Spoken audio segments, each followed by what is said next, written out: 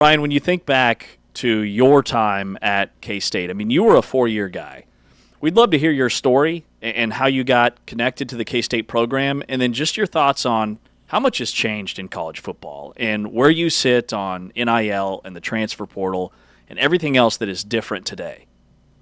Yeah, boy. I mean, me personally, it was kind of unique just because I grew up outside of Chicago. It really looked like I was going to end up closer to home in the Big Ten. Kind of had, long story short, kind of had a freak deal happen to me my senior year.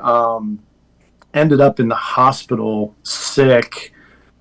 Basically, I mean, I had a staph infection that turned into kind of went septic and was sick, like legit, Wow. almost didn't survive Whoa. this episode. But a lot of the schools that were recruiting me at the time just kind of stopped. So K-State came in late, which is another story. But when I came on my recruiting trip, I didn't have a whole lot of D1 options at the time, but, I had never heard of K-State. The first letter I got from K-State, it had the Big 8 logo, and I could only come up with 7 other teams. And I'm like, well, shoot, I guess they're the 8th one.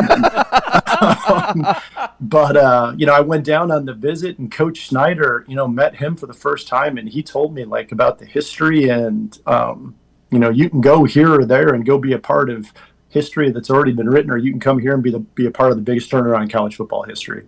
And it just spoke to me. So that's what I decided to do. And so came down and just everything I got a chance to do and see, and throughout the turnaround, and first 4 bowl games in K-State history and all that was amazing. But boy, college football has changed a bit, hasn't it?